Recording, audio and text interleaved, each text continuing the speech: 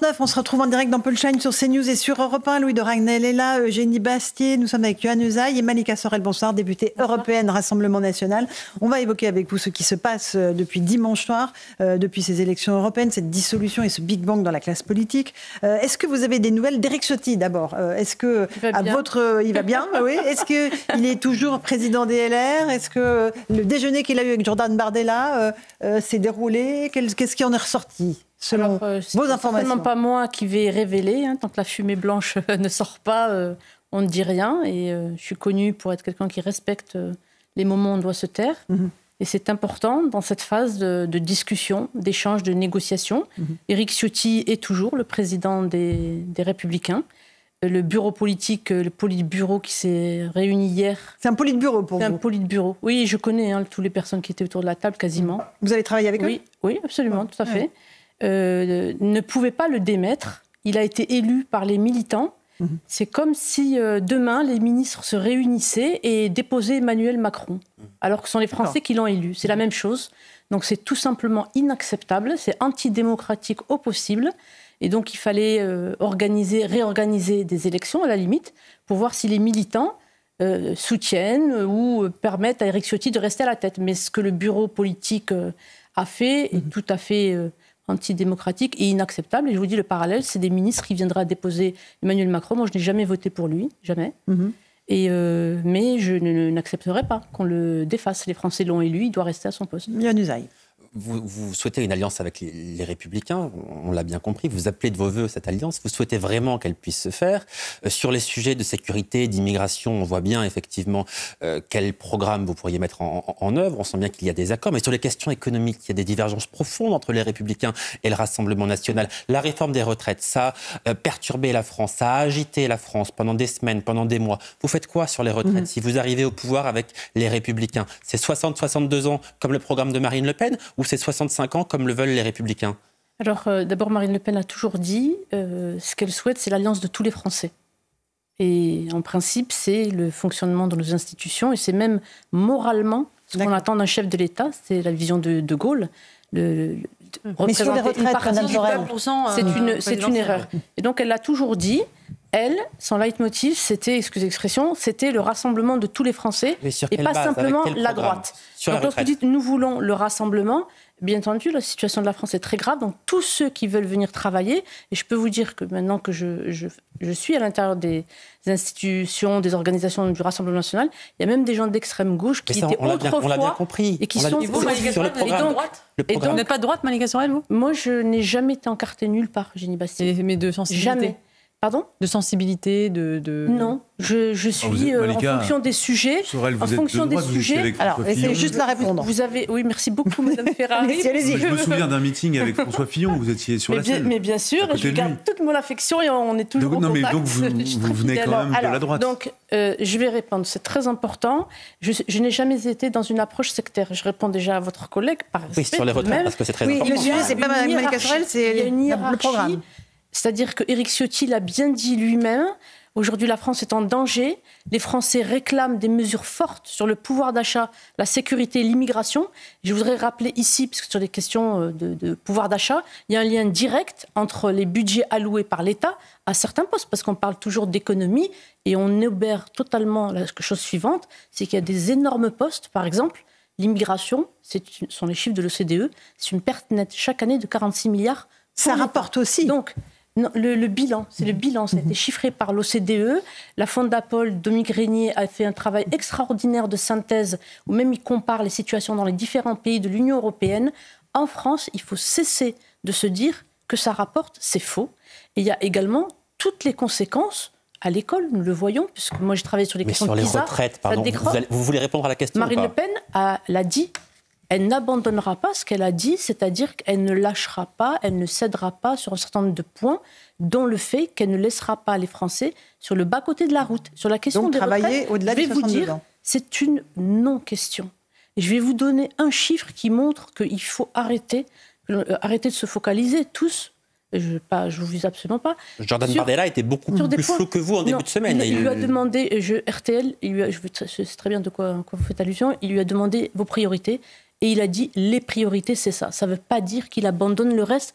Donc il ne faut pas mal interpréter ce qu'il a souhaité dire, Jordan, ni lui faire un procès d'intention, c'est-à-dire abandonner. Et je vous donne un chiffre qui est très important.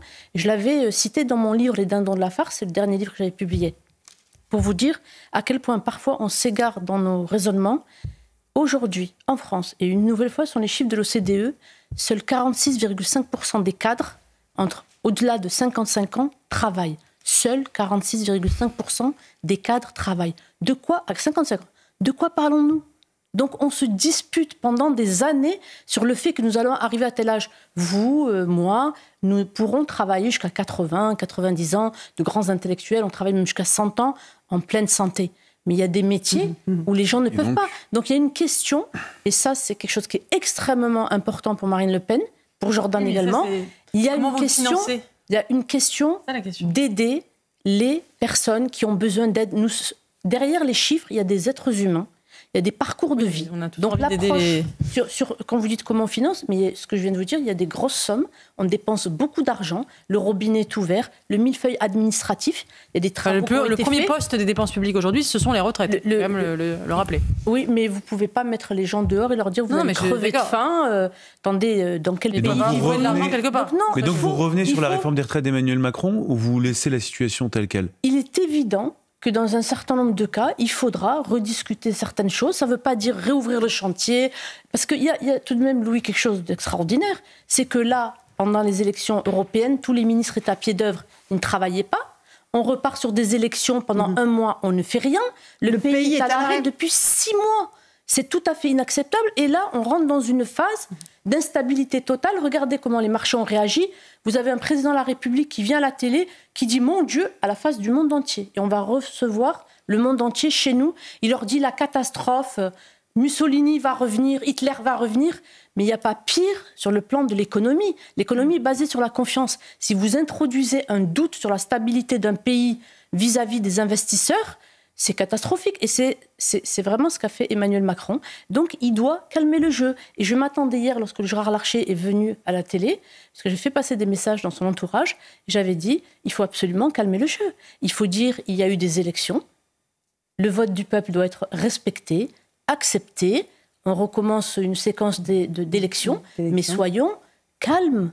Arrêtons d'agiter les peurs. Regardez les manifestations qu'il y a eu, avec des panneaux appelant au meurtre, c'est-à-dire Jordan, tu es mort, et puis des manifestants qui entonnaient des chants, et je suis désolée de le dire, mais c'est les Français d'origine qui défilaient. On le voyait, ce n'était pas les banlieues, qu'on incrimine parfois sur certaines choses, et il a raison, je ne dis pas le contraire, et ils scandaient « Louis XVI, on t'a décapité, Macron, on va recommencer ». Comment est-ce qu'on peut laisser ce climat délétère de haine et laisser ces gens crier ce qu'ils ont crié? Malika Sorel, Éric Ciotti a fait un mouvement vers le Rassemblement national. Combien de députés vont le suivre exactement? Éric Ciotti, combien de troupes exactement? Alors, il y a beaucoup, beaucoup, beaucoup de personnes qui aimeraient venir. Beaucoup. Et y compris les députés sortants? Oui, y compris des députés sortants. Ça, c'est pas moi qui vais vous donner le chiffre. Ça, et vous dites qu'il y en a beaucoup, donc vous devez avoir un chiffre quand même. Moi, je suis quelqu'un de très discipliné. Mais s'il y en a beaucoup, c'est que vous connaissez le chiffre. Il y a beaucoup de députés sortants ou pas? Je vais vous dire, la nuit de lundi, la commission a siégé toute la nuit. Ils se sont arrêtés 1 heure seulement.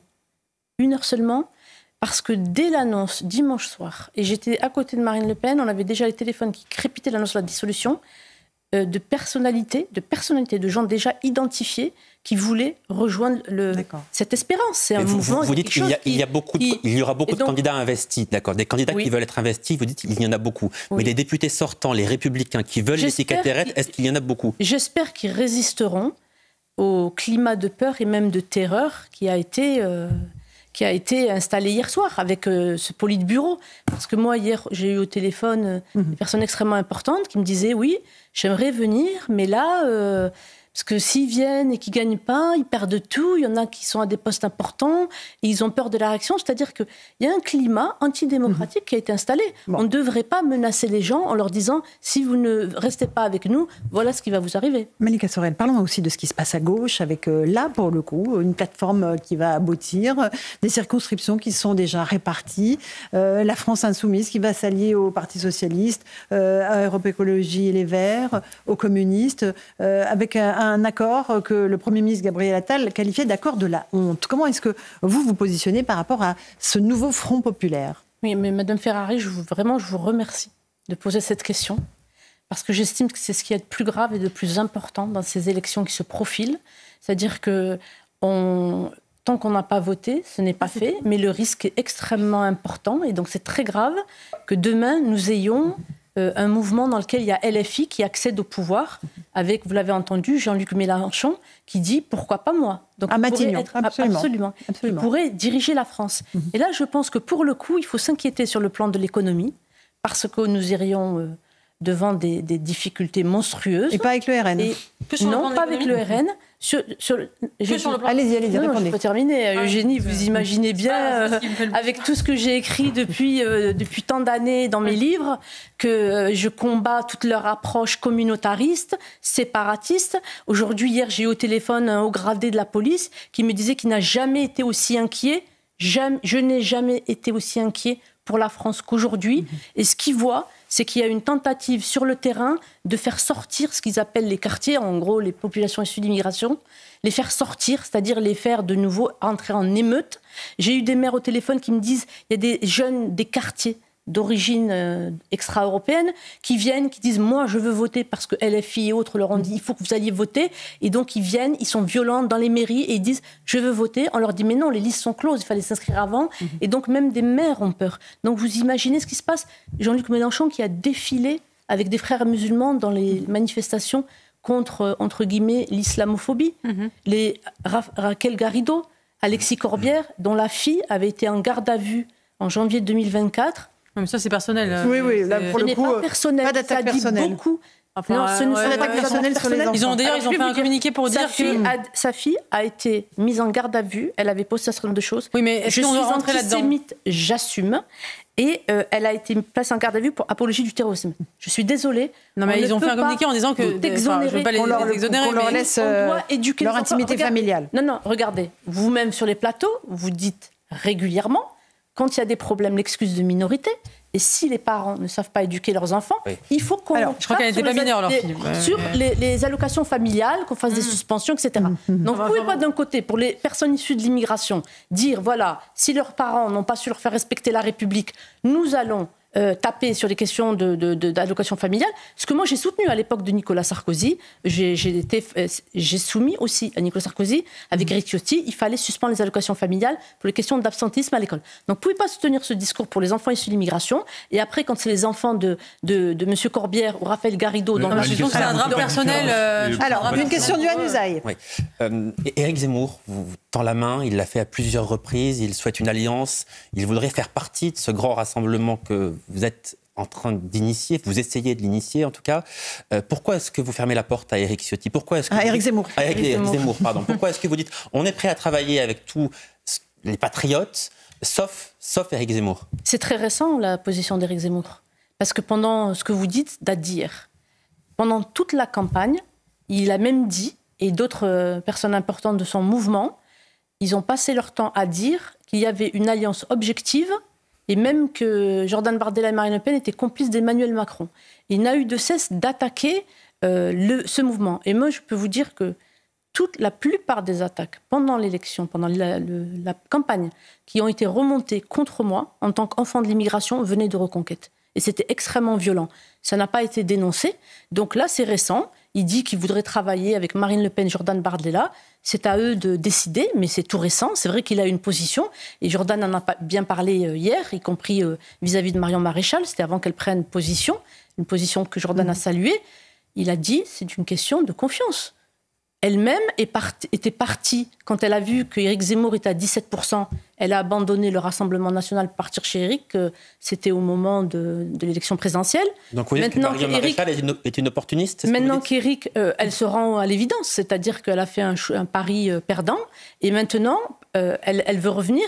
Maintenant, je vais vous dire, la position qu'elle a eue hier est tout à fait salutaire, il faut la saluer, elle est courageuse. C'est très bien qu'elle prenne position et qu'elle comprenne que l'intérêt de la France doit être placé au-dessus des intérêts partisans. Mais jusqu'à hier, Éric Zemmour était dans une attaque frontale, en permanence. Et pendant la campagne des européennes, Ils nous ont considérés comme leur principal adversaire en permanence. Alors Malika Sorel, aujourd'hui pour vous la campagne européenne est terminée, vous êtes députée européenne et donc on voit, donc il y a les législatives avec ces projections qui nous arrivent et il y a une possibilité, c'est que le Rassemblement national ait cette capacité à gouverner. Comment est-ce que vous vous préparez? C'est la question que beaucoup de gens se posent. Est-ce que vous organisez des réunions? Comment est-ce que vous préparez ce programme de gouvernement avec Jordan Bardella et toute l'équipe du RN? Alors d'abord, ça m'amuse toujours lorsqu'on dit on va préparer un programme. Si on est dans la politique depuis très longtemps, on a déjà les grandes lignes du programme. Ou la manière de gouverner. Vous dire, même la composition du gouvernement. Il y a déjà bien sûr des idées, des noms, des compétences. Et oui, il y a déjà... Jordan Bardella a déjà en tête qu'il aimerait avoir à ses côtés. C'est une évidence sur le plan des compétences. Parce que dès que nous arriverons au pouvoir, nous allons travailler dès le premier jour. Vous serez au gouvernement ? C'est le Premier ministre qui décide de la liste. Vous aimeriez ? Et moi, je n'ai jamais réfléchi en tant que aimé ou pas aimé. On m'a fait un certain nombre de procès. Moi, je l'ai dit, je suis un soldat de la France. Donc là où je pourrais aider la France, et je le dis, je n'utilise pas le terme soldat par hasard. J'estime que la situation est... Alors vous en serez capable, je reprends la formule de... Dernier mot, merci beaucoup. Merci Eugénie Bastier, Louis de Ragnel, Yohann Usaï, merci Malika Sorel. Merci à vous. Dans un instant, c'est Pierre de Villeneuve sur Europe 1. Bonsoir Pierre, Bonsoir, au menu Laurence. d'Europe 1 Soir. Eh bien, mystère chez les LR.